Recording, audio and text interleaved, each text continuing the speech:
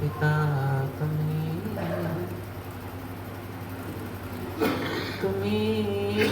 बंधु सखा तुम्ही विद्या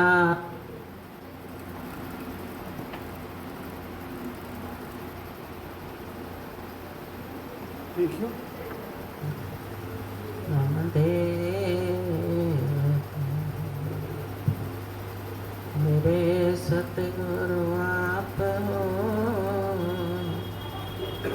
सब संतन के सरतार। शरण पड़े की राखे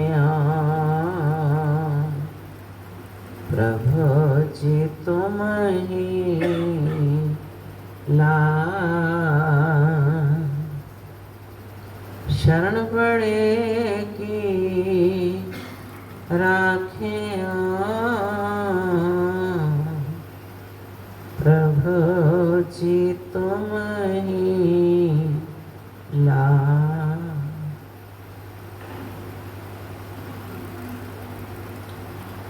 गुरुमुख एक बार अपनी मुख रचना को पवित्र करने के लिए सब मिलकर ऊंची और मीठी स्वर से बोलो जयकारा।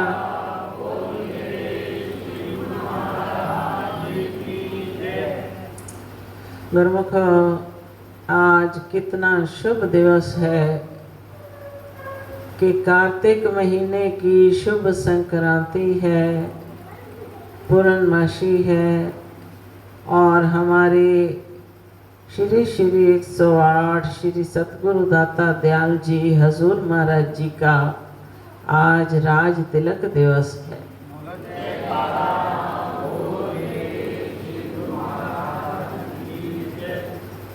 तो महापुरुष जब जब भी इस रूहानी तख्त पर आसीन होते हैं किसी खास लक्ष्य को लेकर, क्योंकि धुरधाम से वो जीवों के कल्याण का जिम्मा लेकर आते हैं, फिर सबको भक्ति पथ दर्शाते हैं, ज्ञान की रोशनी देते हैं और नित नित नई लीलाएं उनको दिखलाकर उनका रुख भक्ति की तरफ मोड़ते हैं। इसी कार्य के लिए ही वो अवतरित होते हैं, मगर उनसे लाभ कौन उठाता है? कोई विरला विरला भाग्यशाली जी। कबीर साहब अपने वक़्त में जब उनका अवतार हुआ तो उन्होंने इतना नाम उपदेश फैलाया, जगह जगह नाम का डंका बजाया, मगर उनकी वाणी में क्या लिखा है कि 70 लाख दियो परवाना 700 हंसा लोक पठाना, कि 70 लाख में से 700 रुएं जो भक्ति पथ पर चली। तो हिसाब लगाओ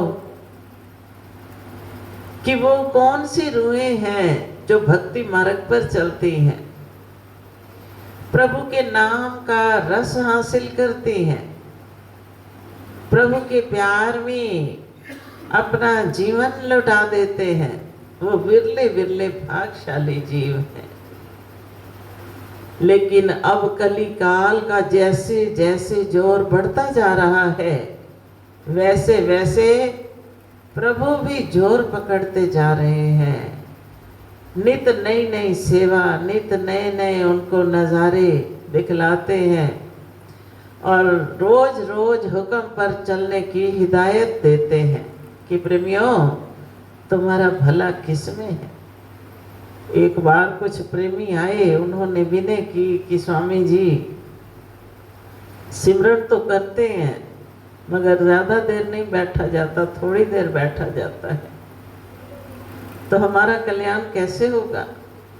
तो श्री सतगुरु दाता दयाल जी ने फरमाया कि भजन तो करना पड़ेगा। इतनी बड़ी 84 से निकल कर आए, क्या अब फिर उसी रास्ते पर वापस जाना है? अगर उससे बचना है तो अपनी सुरती को सिमरन में लगाओ, 2 घंटे सिमरन अवश्य करो।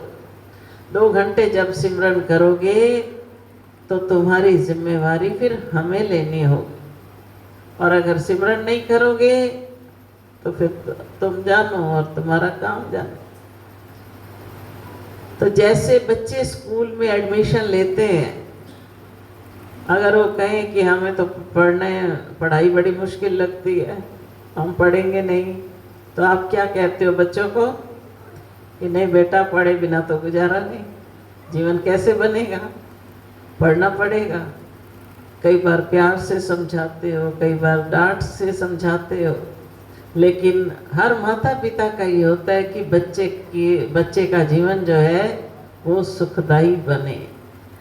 बच्चे को नहीं पता कि मेरा जीवन कैसे सुखदायी बनेगा, मगर माता पिता जानते हैं कि इनका जीवन आगे जाकर उज्जवल कैसे बन सकता है। तो इसलिए वो बार बार उसको कई तरह के लालच देकर, कई बार किसी प्रकार से, कभी किसी प्रकार से उसको स्कूल भेजते हैं, पढ़ाते हैं। जब बड़ा हो जाता है तो उसकी अपनी रुचि फिर लग जाती है पढ़ाई में। तो ऐसे ही महापुरुष बार बार हमें भजन सिमरन के लिए, आरती पूजा के लिए, सेवा के लिए हिदायत देते हैं कि प्रेमियों, इसके करने से ही तुम्हारा जीवन सफल है, वरना आम दुनिया जिन धंधों में लगी है, आए जगत में क्या किया, तन पाला के पेट, सहजो दिन धंधे गया, रहन गई सुख लेट। आम दुनिया क्या करती है संसार में, या तो शरीर की पालना में लगी रहती है, सुख साधनों में लगी रहती है, या फिर रात्रि को सो गए, बस इसी से उनका जीवन, उनको लगता है हमारा जीवन सफल है, हम सब कुछ कर रहे हैं। और फिर ऐसा भी कहते हैं कि हमने कोई पाप थोड़ी किए हैं जो हम भक्ति करें। तो ऐसा नहीं, अगर पाप नहीं भी किए तो भी हमें सिमरन करना पड़ेगा। सहजो दिन धंधे गया, रहन गई सुख लेट। दिन बिता दिया धंधों में, रात बिता दी सोने में, तो फिर भजन बंदगी कब करेंगे? हमारा जीवन तो बीता जा रहा है। किसी जिज्ञासु ने सच कहा है कि हमारी जिंदगी क्या है और इस जिंदगी का मकसद क्या है, कि हिक डहाके डा खेडन दा वड्डा चा। 10 का पहाड़ा होता है ना, कि 10 साल की उम्र तक बच्चे को खेल कूद की सुर्ती रहती है कि मैंने खेलना है, कूदना है, उसको किसी बात की परवाह नहीं होती, ना पढ़ने की, ना सोने की, ना खाने की, ना पीने की। आजकल तो जल्दी होशियार हो जाते हैं, 5 साल का बच्चा भी हर बात समझने लग गया है। 2 दहाके भी जो तबेले वेशी, 20 साल की उम्र आती है तो अंदर ऐसा जोश उमड़ता है, ऐसा जोश उमड़ता है कि कहता है ना जाने मैं क्या कुछ कर लूं। वो अंदर से जोश उसको कई प्रकार के रास्ते दिखाता है। उस उम्र से बचने के लिए भी महापुरुषों का सहारा जो है वो बहुत काम आता है। 3 दहाके थी मंगदा पुत्र ते मिलती थी। 30 साल की आयु होती है, इच्छाएं और होती हैं, पूर्ति नहीं होती, तो फिर दुखी होता है कि मेरी ये इच्छा पूरी नहीं हुई, ये इच्छा पूरी नहीं हुई।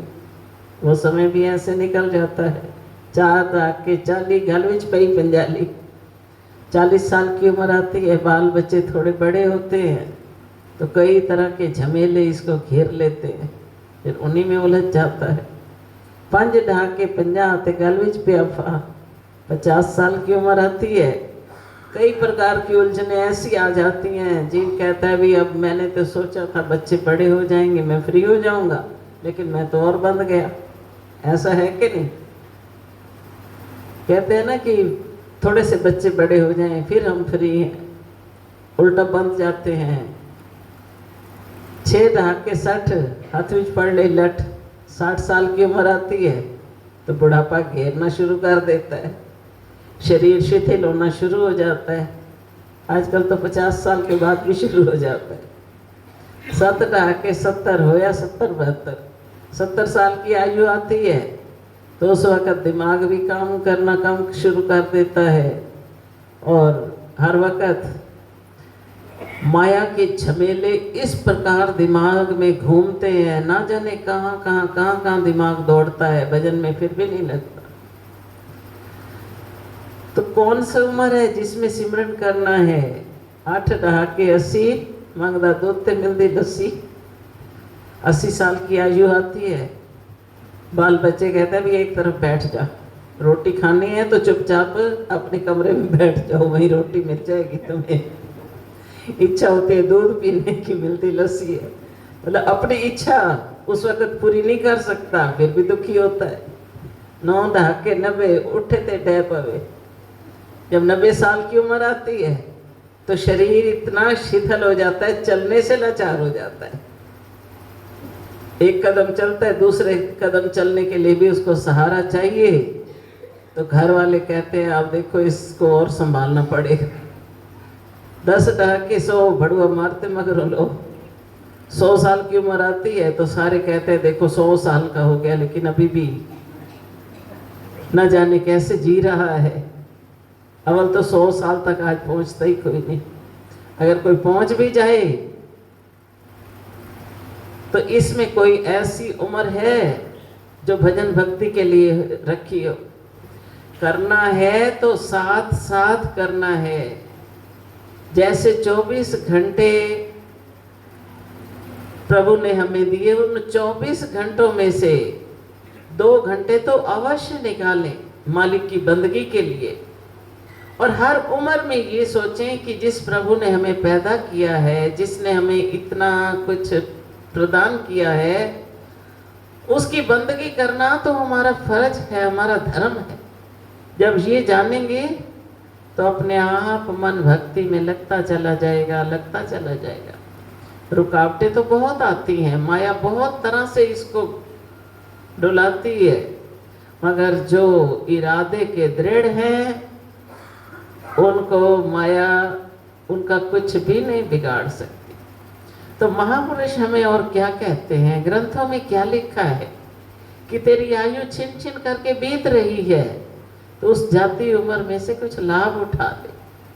फिर आज हम जिनका शुभराय तिलक दिवस मना रहे हैं, हमारे प्रभु जी की सेहत कितनी कोमल है, मगर इतनी कोमल सेहत होते हुए भी दोनों टाइम मंदिर में श्री आरती पूजा पर पहुंचते हैं, दर्शन देते हैं, प्रेमियों को अपने पास बुलाते हैं, मत्था टिकवाते हैं, आशीर्वादें देते हैं।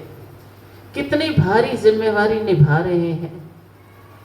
शरीर कितना कोमल है, फिर भी वो अपनी किसी जिम्मेवारी से पीछे नहीं हटते, कभी किसी का दिल नहीं ठुकराते। हर वक्त प्रेमियों को प्रसन्न करने के लिए उनको हर तरह से प्रसन्न भी करते हैं और हर तरह से नियम समझाने के लिए भी हिदायत देते हैं।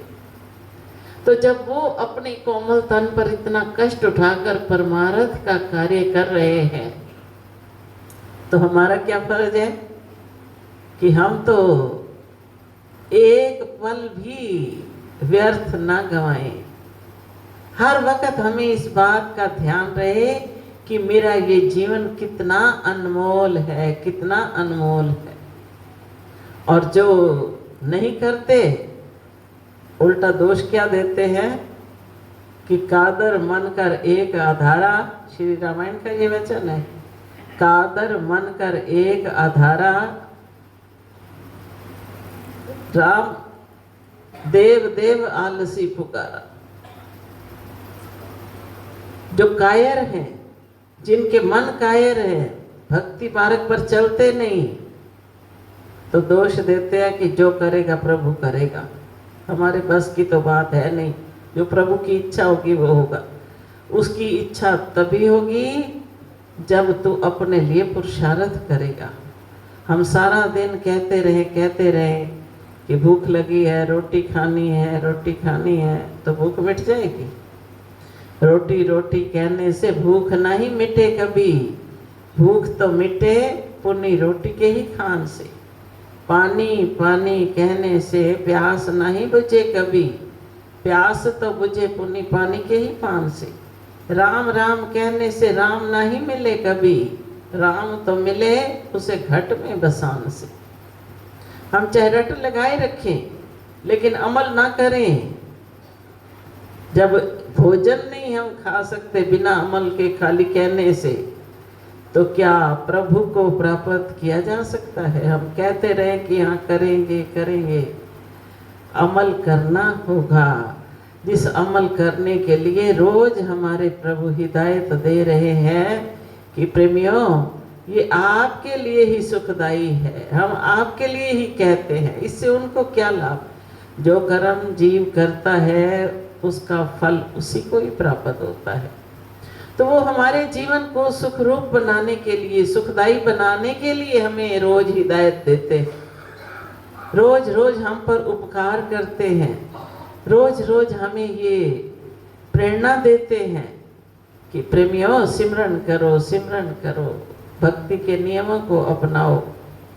फिर रोज रोज सत्संग की गंगा में हम डुबकी लगाते हैं, जहाँ आकर ज्ञान की रोशनी प्राप्त होती है। बिन सत्संग विवेक न हुई, राम कृपा बिन सुलभ न सोई। बिना सत्संग के जीव को ज्ञान की प्राप्ति नहीं होती, और प्रभु की कृपा के बिना ये संजोग नहीं मिलता। प्रभु की कृपा जिस पर होती है उसी को ही महापुरुषों का संग मिलता है। मगर उनकी संगत मिलने पर जैसे जैसे वो हमें हिदायत दे चलाएं, हम चलते जाएं, तो हमारा जीवन सफल होगा। तो इसलिए आज हम आनंद महोत्सव पर प्रभु के चरणों में यही प्रार्थना करें कि है प्रभु, जैसी आपकी मौज है, जैसे आप हमें बनाना चाहते हो, वैसे हम आपके वचनों पर चलकर अपने जीवन को अमली बनाएं। जैसे जैसे आप हिदायत दे रहे हो उस पर निरंतर चलते जाएं। आपकी कृपा से जब हम आपके वचनों पर चलेंगे तो फिर आपकी प्रसन्नता होगी, हमारा जीवन सफल होगा। बोलो जयकारा।